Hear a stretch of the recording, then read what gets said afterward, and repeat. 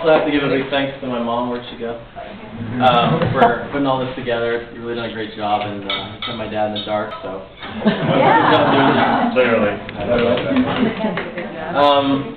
So when I was thinking about it last night, I actually realized that it's kind of hard for me to believe that my dad's 60. But now, remember the crowd you're speaking to.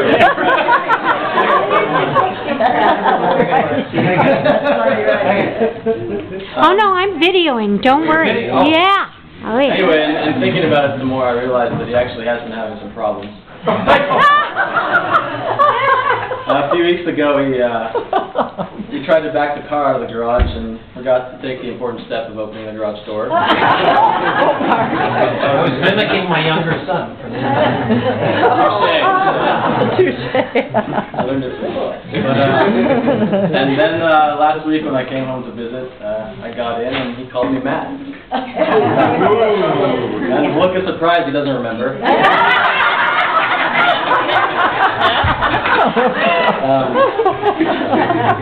But other than those difficulties he's been having, for 60 he's actually doing pretty well. For those of you who don't know, he recently actually with Matt ran his first half marathon. Woo! All right. And despite being one of the oldest guys out there running, of the 7,000 runners, he finished near the top. So it's wow. pretty Good. Wow. Wow, Mark. Bad memory, but yeah. So in addition to mentioning his athletic achievements, I just want to say how lucky and proud I am to have such a remarkable man as a father. As many of you know, he's also an incredibly humble man. So to avoid embarrassing him, I won't mention that in his professional life at the age of 60, he's been honored numerous times. He was recently asked and had to turn down an offer to run the head and neck surgery department at the VA. He's been selected as one of San Diego's best doctors and was asked by his peers to serve as chief of staff at Tri-City Hospital, which he did. So those are just a few accomplishments I won't mention. What I do want to say though, and thank you for that, is just how devoted you are as a father. And as you know, particularly over the past few years, I've come to you often for advice. And it just never ceases to amaze me that every time I do, not only does he take the time to talk to me if he's busy at work, but he always manages to say pretty much exactly what I need to hear to help me move forward with whatever it is I'm asking about. And in addition, what really stands out to me when I realized when I was thinking about this is just how obvious it is that whenever Matt and I come home to visit, and the family's together, whether it's over a meal or just under the same roof, how obvious it is that those are the times when you're happiest and most content. And I just don't think that a lot of sons can say that about their father. You're just so dedicated to us, love us so much. So with that, I will say thank you and happy birthday.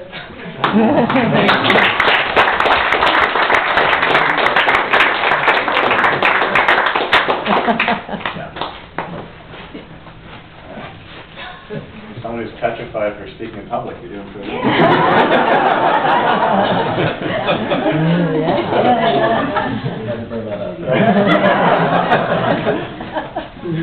All right. So, with all that's known about my dad, I thought I might take this auspicious occasion to reveal something about him that you may not know. Uh-oh. Now, I'm aware that what I'm about to say may compromise some confidentiality, but as family and friends, I trust that you can make sure none of this leaves the walls of the top. See, what you don't know about my father is that he is a top secret spy for the government. Several years ago, he was contacted by the CIA, and apparently he underwent a series of briefings during his long work hours. I mean, please, like, doctors really need to be at work from 6 every morning when you can't make it home before 7 at night. So it turns out they were looking to recruit someone to test out a new line of military and reconnaissance equipment, and they figured he'd be the ideal candidate. I'm sure you're all wondering, Matt, how on earth do you know this? Well, maybe I'm just incredibly intuitive, or maybe just perceptive of what's going on around me. Whatever the case, it wasn't difficult for me to reach this conclusion once I saw how seemingly all of a sudden he became obsessed with technological gadgets. It out of the blue, the one morning before he went running, he was suddenly strapped up with more equipment than it takes to operate a space shuttle. Seriously, between the strap on his chest, the GPS satellite tracking devices, the earphones, the atomic watch, I mean, you'd think he was a human version of the Star Wars missile defense system. And I don't think it was a coincidence that a few Sundays ago during our half marathon through downtown San Diego, the tower of Lindbergh Field had to shut down. Canceled dozens of flights because the radars were changed. So Dad, don't think I'm not on to you. But aside from living part of your life in secrecy, you're a pretty straightforward stand-up guy. Children don't get to choose their parents. We all know how so many end up in bad situations and sometimes without fathers at all. Well, what can I say? I hit the jackpot. Yeah. How could someone ask for a better parent, a better role model than you? What as a father do you not excel at? When it comes to character, you've only been a kind, decent, warm, open, and ethical person with me and everyone I've seen you with.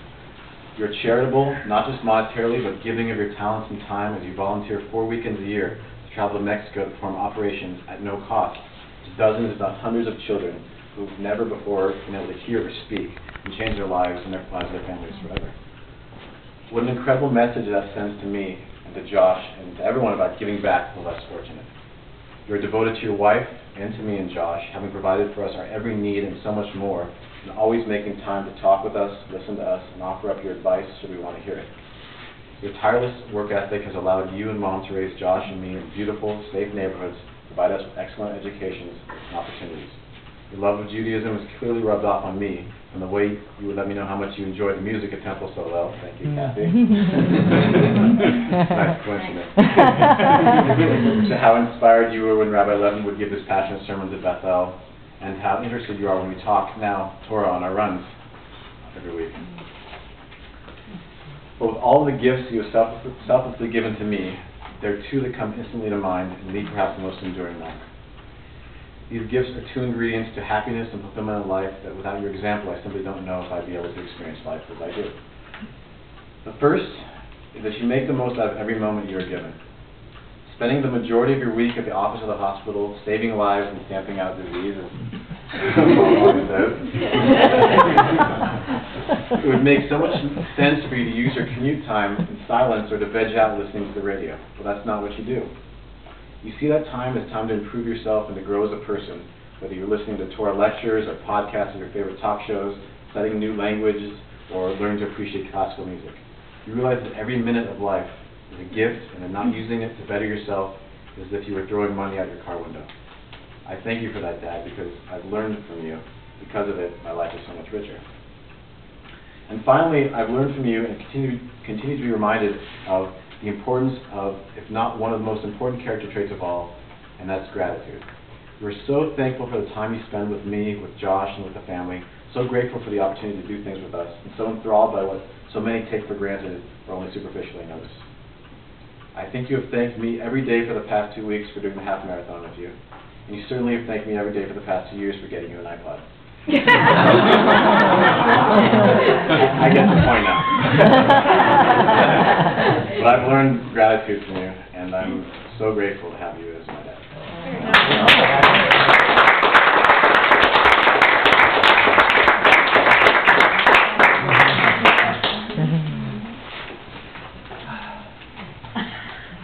My turn? Well, this is a little unusual. I know we're not supposed to bring presents for today, and I know how humble you are, and I know how embarrassed you get, so this really isn't a present for today. What this is Mark, Carolyn, Kathy, and I go back 29 years when we first met them. It's been a long, wonderful friendship, and as we want to say to you all the time when we're with you, I hope it continues forever. Many, many decades, not years, but decades ahead. But this is a symbol of, I guess, what we stand for and how long we've been together. This is a present that was given to Mark, but somehow never got to Mark for your 40th birthday. 40th birthday, and as we were redoing our house, it showed up. The inscription was in here, it was for your 40th birthday, with an add-on for today. So hopefully, this is meaningful to you now. This should have been then. And it's wonderful to be able to finally give it to its rightful owner. I don't know whether it's early or late, but... Mark, we really don't know if we gave this gift to you and we borrowed it, or whether you gave it back. No question it belongs to your hand. I believe it belongs on your shelf. Dangers of It is one of your ideas. It's not dusty. No, we've taken good care of it. Picture of the history of baseball. That doesn't look familiar. Read the first inscription. 830, yeah, 831, 88. That's funny. Yeah, happy 40th birthday. We love you, Carol and Michael. Evan and So what John. happens- This is the 40th. That's exactly right. So there's no other inscription, right? Perfect. It's the 20th anniversary of your 40th birthday.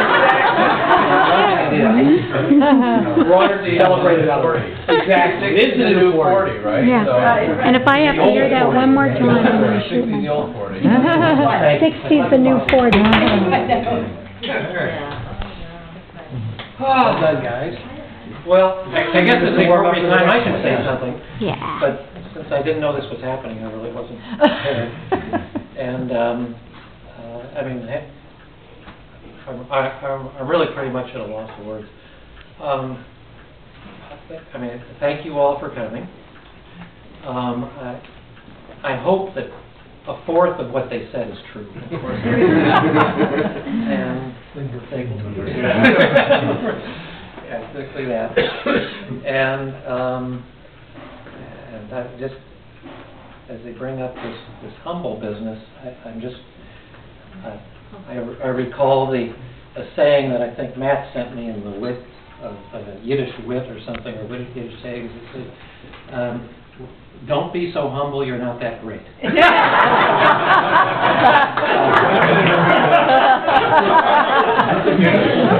Nothing. Right, it's a joke, and the punchline is, look who thinks he's nothing. Look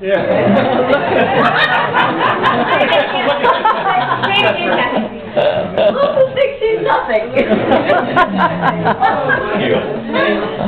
Anyway, I think the bottom line is what you all know is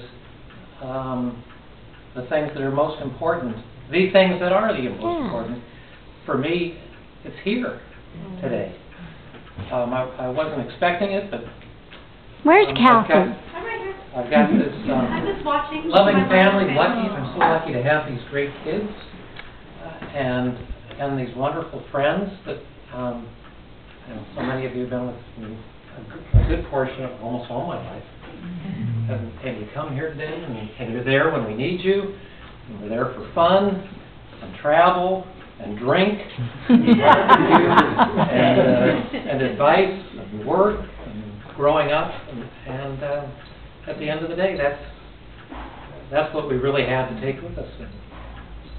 And you came here today, and I appreciate it.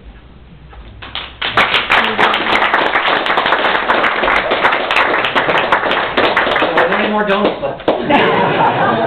Well, by the way, I do have a few things to say. I want to say thank you very much to Gail and Roger Lane, who brought the donuts from Dean out of their way. That's a big deal to bring those donuts. So we have to, and also I want to thank Alan and Sharon for coming from Los Angeles to be here. Obviously, Steve Harris, who made a special trip, and is Mark's oldest and dearest friend, and was the best man in our wedding. He's younger. But he was the best man at our wedding, and really got us through that wedding. That's right. And thanks to Steve for still married. And we lived with him. We lived with him, yes, we lived with him in Spin, actually. Whoa, too much information. We were downstairs. But I have to interrupt you. I don't think it came out in what I was saying. The most important thing, really, is my wife. Go over. Happy. Hug him. Not only pulled this all off for me, and I guess was in the planning for so long. But, I mean, other than Alan and Steve, everyone here who I feel so close to is in my life because of her. And you know, anyhow, she's made me a wonderful life. She's helped me grow up. She gives me a wonderful home, wonderful kids, and wonderful friends. So I'm a lucky guy.